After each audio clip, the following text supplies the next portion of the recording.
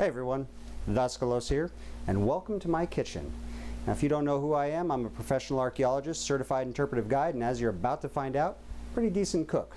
Now you've seen the title, you know what we're doing tonight. We're going to be doing the funeral feast of King Midas, and the way this is going to work, we're going to do this in 3 parts, not counting the introduction. First part is going to be the cooking section, which I'm going to do here.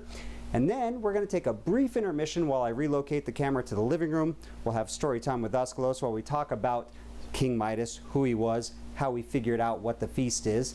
And then the final part is going to be the part that I'm looking forward to the most, which is tasting what we make. So, if you are ready, we will get into it. I will put you on a brief intermission while I sort of move the camera around so you can see what I'm doing. And then, well, we'll start. You're probably also wondering, why the suit? Well, it's a funeral feast. Yeah, let's do this.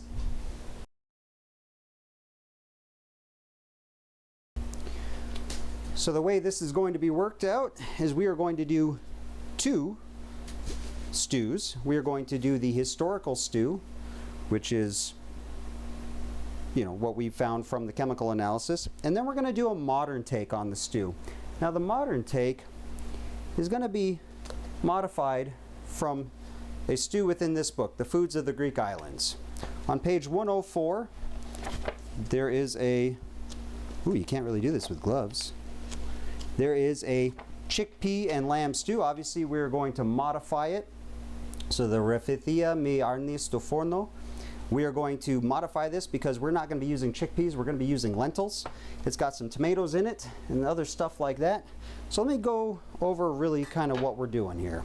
For the historical stew, it's going to be pretty straightforward. We're going to have the lamb meat, which has been marinating overnight in 1 cup of red wine, 1/3 cup of honey, and 1/3 cup of extra virgin olive oil. That is going to be the same meat that we're going to use in the modern stew. We're going to divvy it up, and we're going to put them in both. From there, we are going to add star anise, which is a sort of black licorice type flavor to it. And we are going to add some of this, fenugreek, which is a little bit of a bitter flavor to it.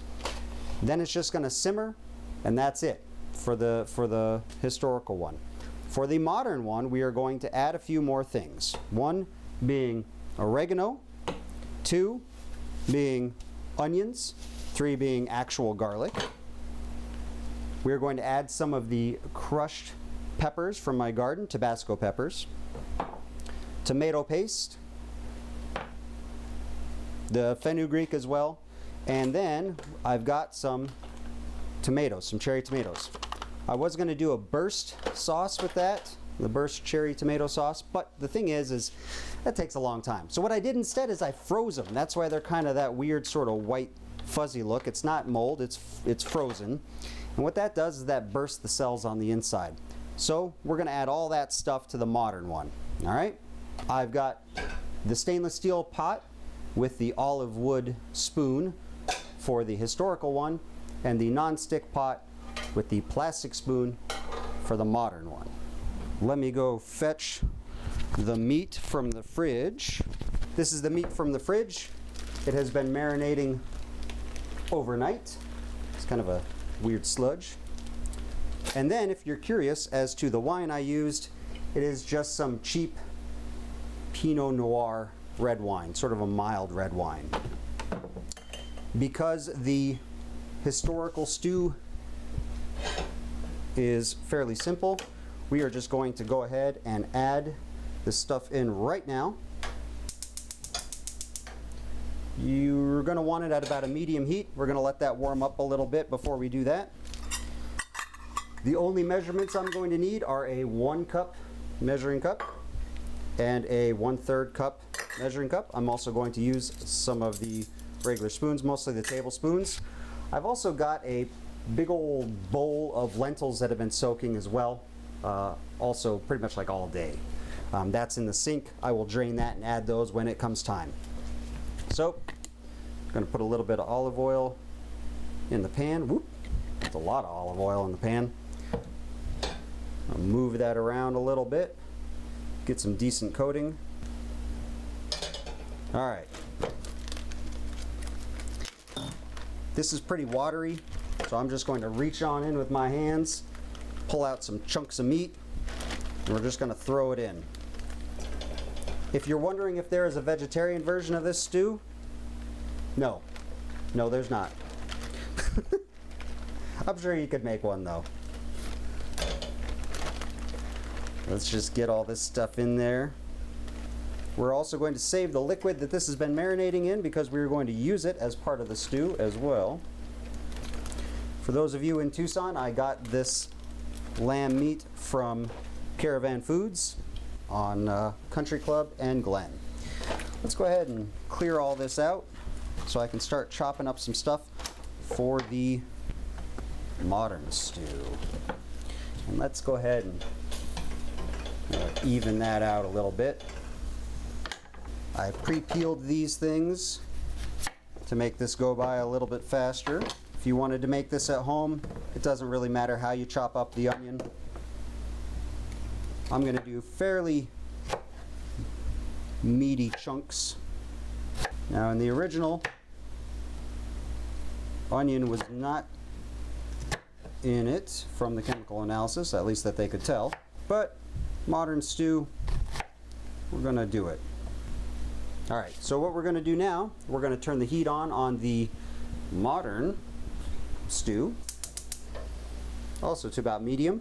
Let that sort of heat up a bit. Going to throw some olive oil in there. There we are. While we are waiting for that to heat up, we're going to cut up our garlic. Garlic is per taste. If you want more, you can do more. If you want less, you can do less. So here we are. And just like with the onions, I'm going to kind of chop them up a little on the big side here. Rustic is okay. And then I'm just going to kind of cut them into big chunks. These are going to get soft, so it's alright. You're not going to get a blast of garlic in your mouth. So the modern pot should be fairly warmed up.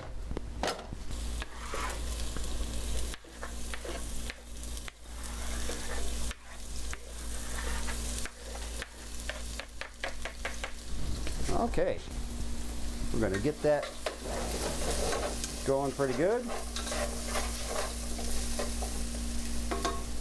Over to the historical one. Yeah, the lamb's looking pretty good. It's getting cooked up pretty well. So far, so good. So basically, at this point, just going to wait for those to cook up.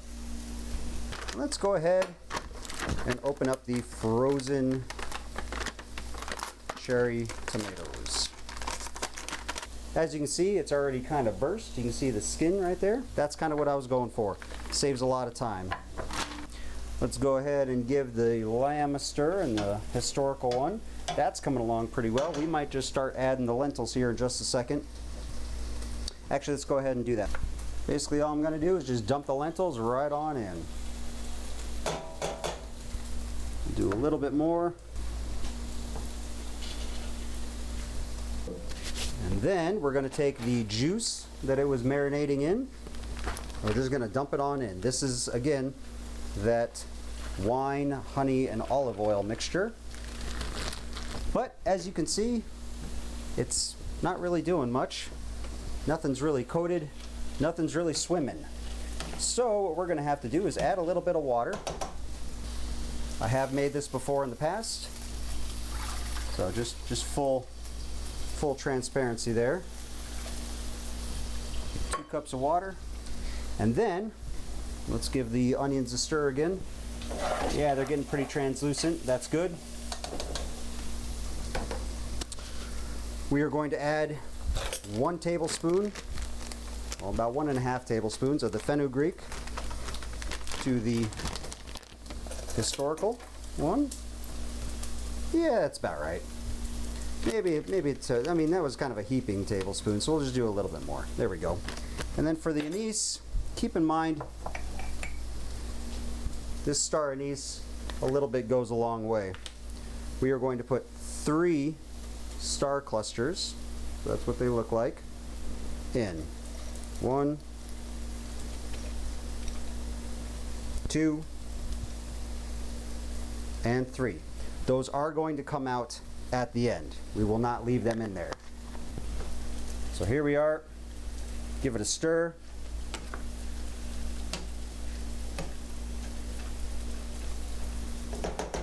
And we're just going to leave it about like that. That one should be good. How are we doing on the onions here? Oh, onions are looking good. Onions are looking good enough to throw the meat in. Same thing as the other one. We're just going to take the meat, throw it on in there. We're going to give it a stir.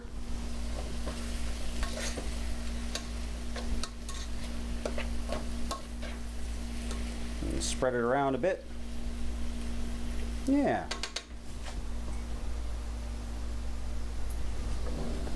And that's looking pretty good. Let it do its thing. Let's go ahead and start cutting up some tomatoes. And there we go. There's one package cut up,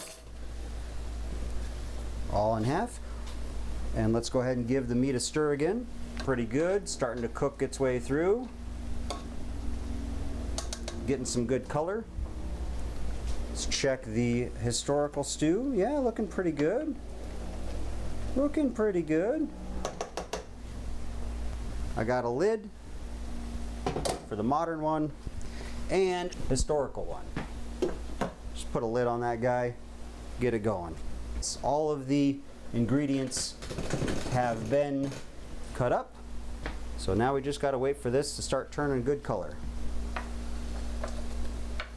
Now those of you in the know should know that tomatoes were not around in ancient Greece. That's why we're not adding it to the first one. I know that's a hard thing to swallow, but it is a New World plant, so it would have never been in Europe prior to contact.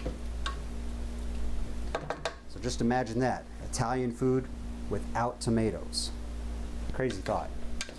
That is also potatoes, pumpkins, squash, beans, corn, you name it. Let's go ahead and turn the heat up a little bit, see if we can't get those tomatoes to start doing something a little crazy. While we're waiting on that, we get the star anise ready, the oregano ready, the peppers ready, and we'll probably add the liquid back into it. Oh, and one more thing. Bay leaf. Let's go ahead and throw that in there now. Actually, let's go ahead and throw the oregano in there now. A generous sprinkling. There we go. One for good measure. For the peppers, we're going to do a generous sprinkling. Just kidding, we're not. We're just going to do a little bit. Just want a little bit of heat. There we go. These go a long way. Give it a stir. Almost grabbed the wrong spoon that time. Well, looking pretty good. These tomatoes are starting to break down a lot fast. Oh, that one wasn't cut in half. Let's cut that one in half. Yeah, good enough. These are going to break down as we cook the stew. So, let's go ahead and add the liquid to it. This is the marinade juice. 1 cup red wine, the Pinot Noir. 1/3 cup honey. 1/3 cup olive oil. Let's give it a good stir. Yeah, looking pretty good. We're going to throw same concoction in there. 3 star anise. So 1, 2, 3. Fenugreek. A heaping tablespoon, and then a tiny bit more. So really they're the same stew. I've just added more to the modern one. We're going to move that around a little bit. Get it going. All right. And we're just going to dump them in. These are your standard green lentils or brown lentils, whatever you want to call them. Got them in a 2-pound bag. We're going to stir that around a bit. It too will need some liquid thrown in it, but this time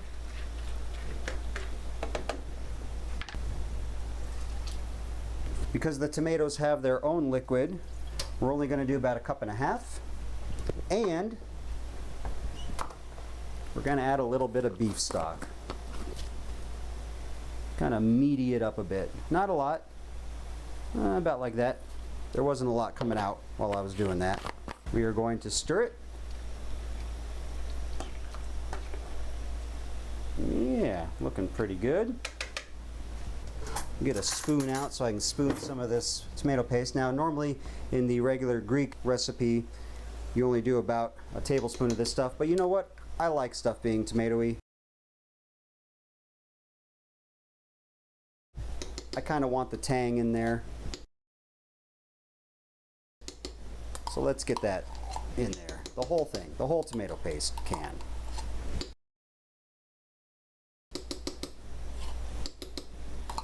Or at least as much as you can get.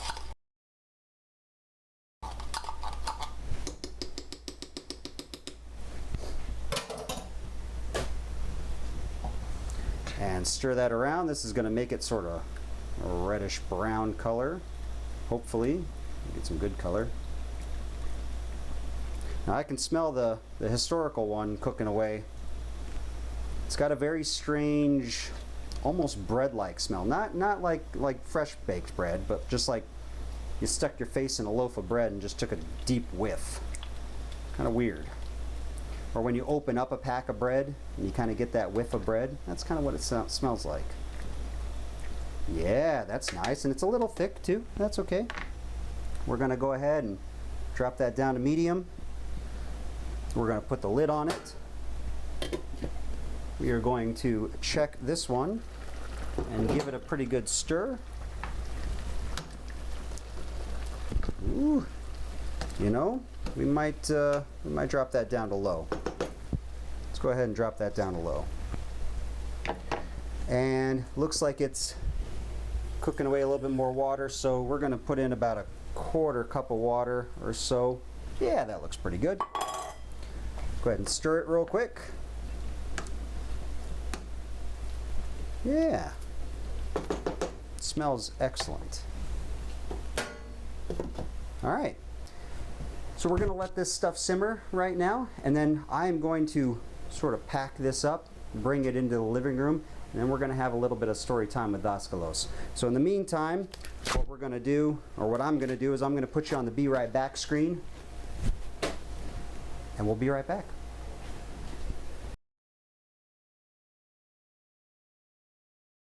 You know, the best part about cooking with wine is a little goes in the stew, little goes in you. Also, if you're interested in how the ancient Greeks drank wine, it's a mixture of wine and water. And I tell you what, it's pretty good.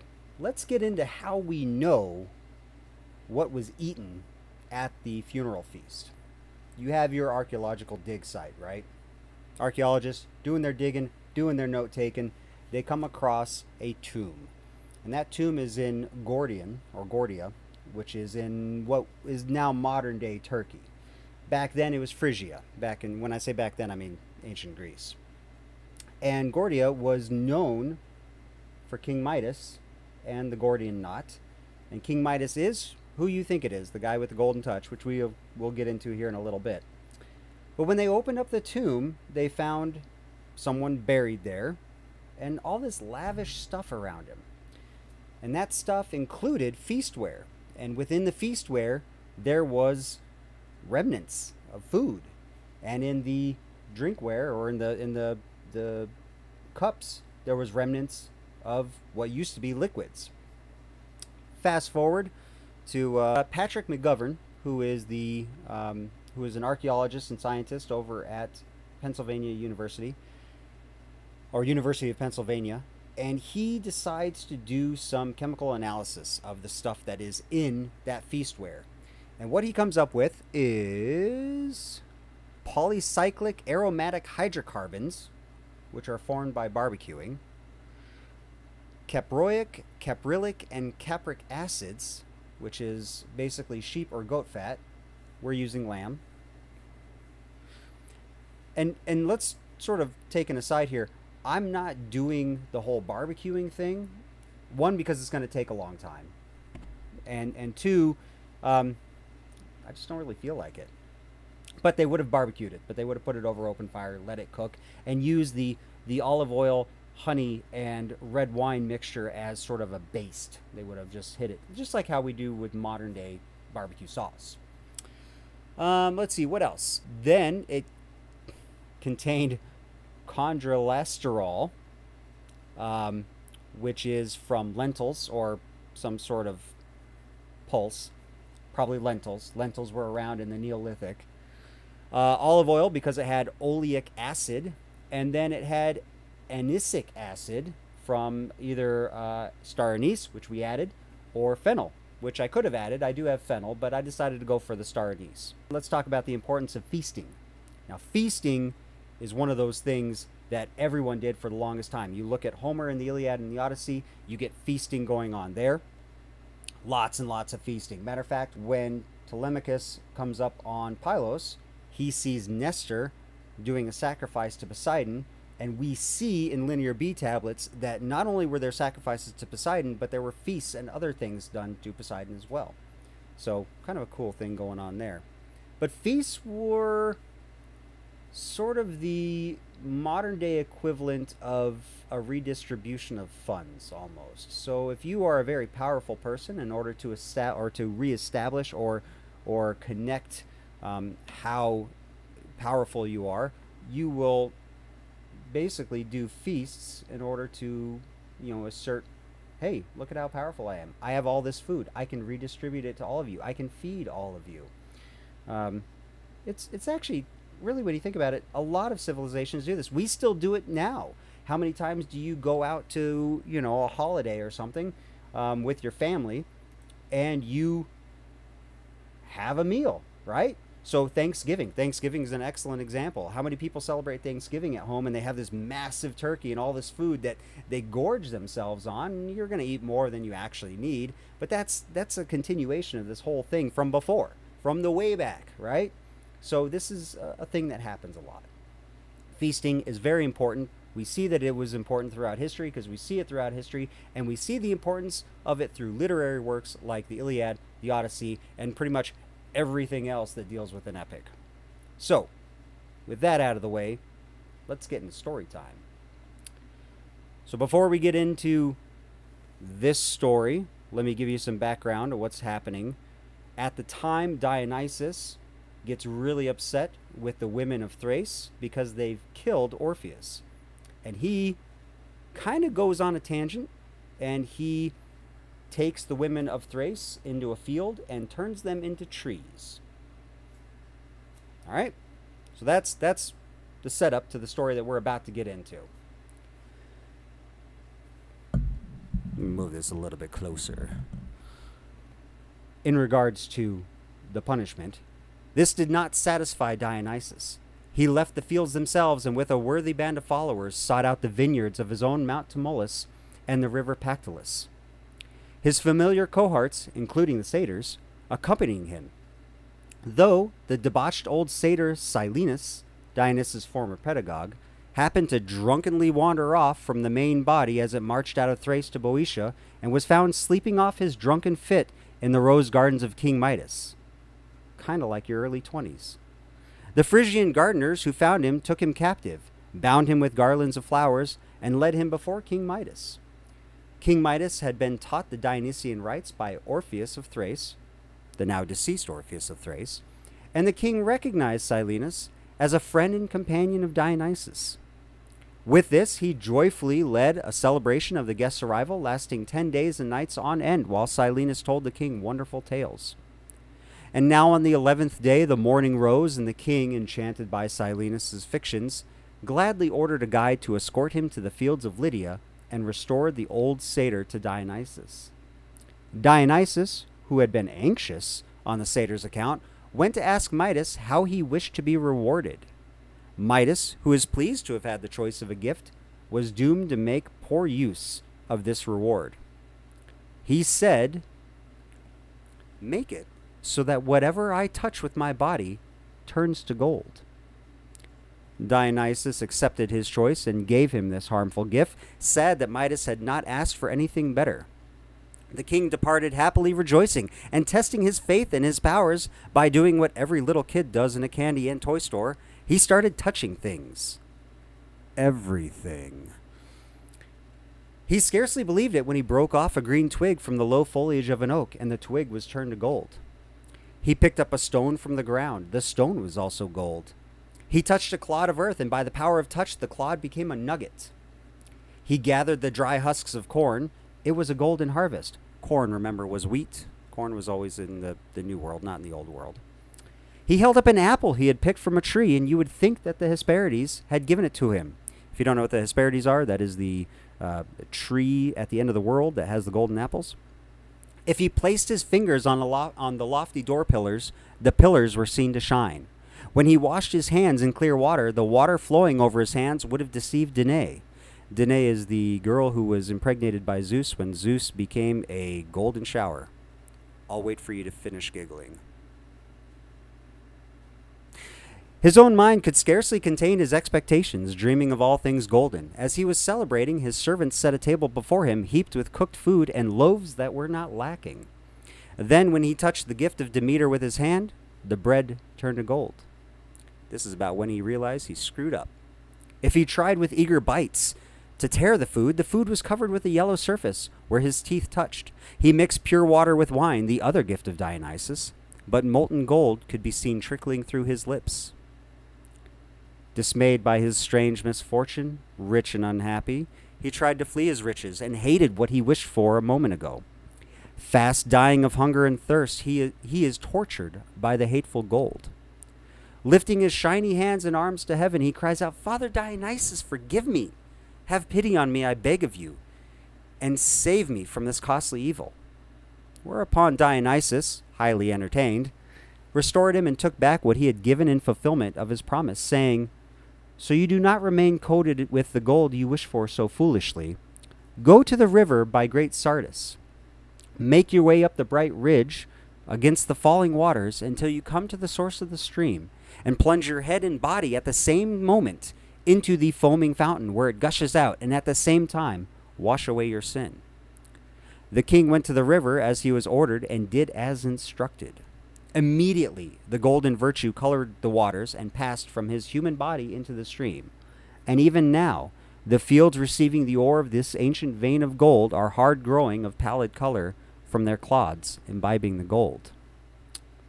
But that wasn't the end of King Midas' suffering. Oh no, there's more. Midas, now abhorring riches, inhabited the woods and the fields, and following Pan, who always dwells in caves of the mountains. But he remained dull-witted, and as before, his foolish mind was destined once again to hurt its owner. For the lofty Mount Tmolus stands steep and high, commanding a wide view of the distant sea, its sloping sides extending to Sardis on one side and as far as little Hypaepe on the other. While Pan was there, playing on his reeds and boasting to the charming nymphs, he dared to speak slightingly of Apollo's song compared to his own. Pan soon found himself entering into a contest with Apollo, and Tmolus, the god of the mountain, was to be the judge. The aged-old judge was seated on his mountain top and freed his ears of the encumbering trees. His azure-colored hair is only covered with oak, and acorns hung around his hollow temples. Looking at the god of the flocks, Pan, he said, "There is no delay in me, your judge." Basically, let's get this show on the road. Pan began playing and sounded the rustic reeds, entrancing Midas, who happened to be near the contest. When Pan was finished, sacred Tmolus turned his face towards that of Phoebus Apollo, and the forest followed. Phoebus's golden hair was wreathed with laurel from Parnassus, and the earth was swept by his robes dyed with Tyrian purple. He held his hair inlaid with gems and Indian ivory in his left hand, and the plectrum in the other. His very posture was that of a true artist. Then, with skilled fingers, he plucked the strings, and Tmolus, captivated by their sweetness, ordered Pan to lower his pipes in submission to the lyre. Apollo had been judged the better musician. The judgment of the sacred mountain god satisfied all opinions, and yet there was this one guy. Midas' voice alone challenged it, and called it unjust.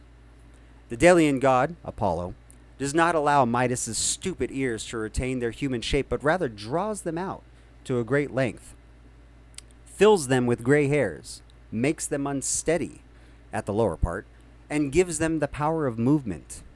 The rest of his body is that of a man. Only in one part alone is he condemned to punishment, as he wears the ears of the slow-moving ass. He indeed attempted to conceal them, and managed to cover his temples, laden with his foul disgrace, with a Phrygian cap. Phrygian caps are kind of like sort of like a Smurf hat. But the servant who trims the king's long hair with a blade found out. The servant dared not reveal the disgrace he had seen, but was eager to broadcast it to the four winds. Unable to keep it to himself, the servant went off quickly and dug a hole in the soil. In a tiny voice, he whispered to the hollow earth, "King Midas has the ears of an ass," and buried his spoken evidence.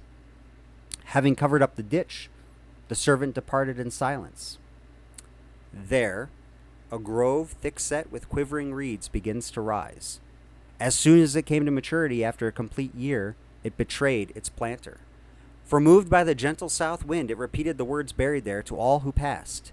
"King Midas has the ears of an ass." So there's a moral to be had in that story, too. Mostly, it's don't mess with the gods. But there is that undertone of know your place, right? Both for King Midas and for the servant. The servant was found and executed, and King Midas killed himself out of shame. At least, that's, the myth. Now, the real King Midas has been identified with Mita, king of the Mashians. I had to look that one up. Or Mushki. And basically, they're in the western part of Thrace. And Thrace is northwest of Greece, what is now modern-day Macedonia, and Bulgaria, and the Balkans region.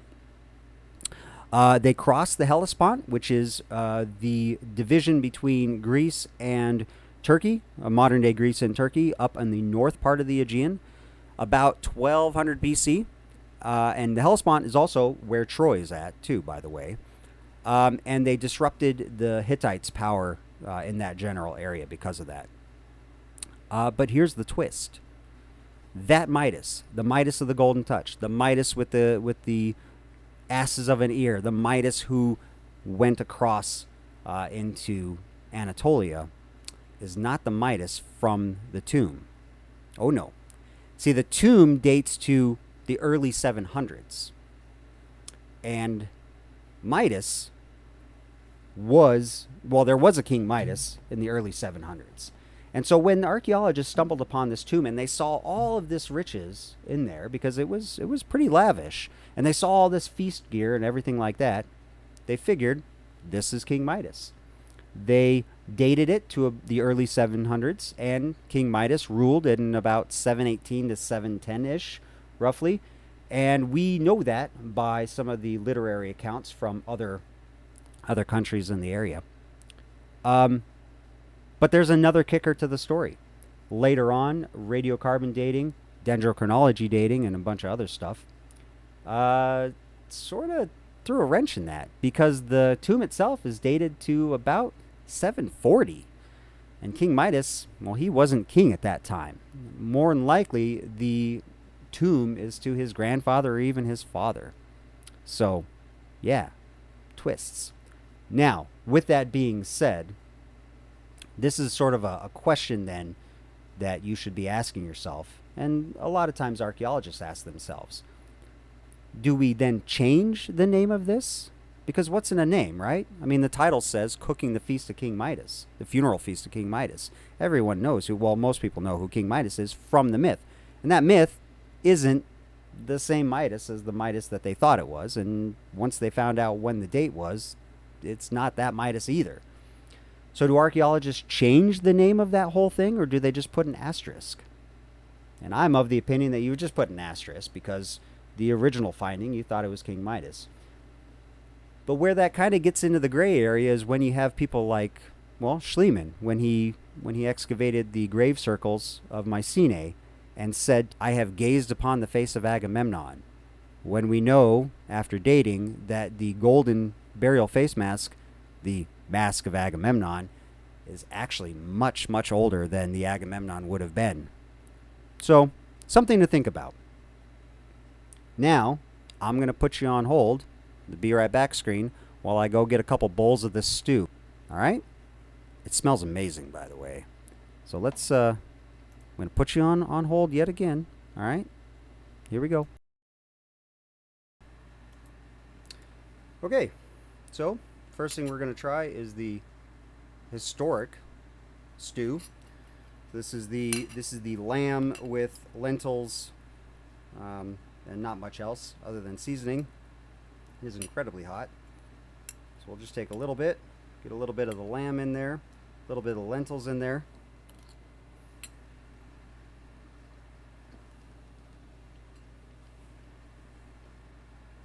Oh yeah, good stuff. If you're used to modern stew, like, I don't know, like beef stew or something like that with the big chunks in it, that's not what you're going to get here. If you're used to modern Greek food, you're not going to get that either. But it is kind of close. The lamb is very tender. It's very good. Marinating it overnight was a good way to go. The lentils are relatively, not really chewy, but they're not soft either. They've got some good bite to them. All in all, excellent. Smells really good too. Definitely something that I would make more often, which I have before in the past. And so now we're going to do the modern one. So this one's got the tomatoes in it, got the onions, got the garlic. And if you want to look at the difference between the two, you can see the color difference between the two. The red one obviously has more tomatoes in it.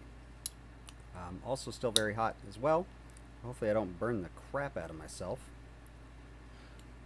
Here we go. So we're going to get some lentils, going to get some lamb, I'm going to get some onion on it, and a little chunk of garlic looks like. So let's try it.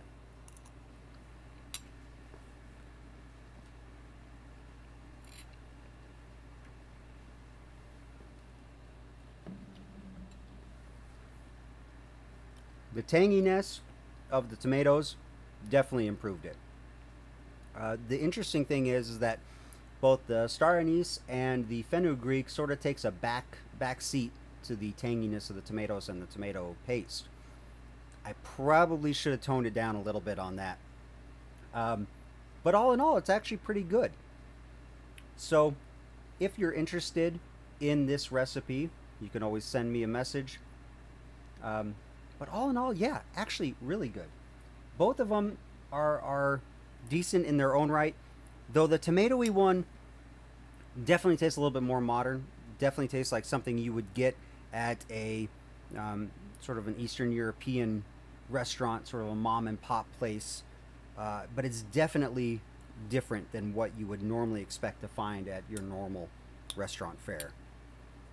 So there we have it. Dressed for a funeral, ate a funeral feast, drank funeral wine. And that's it. Thanks for joining me. We will see you at the next one.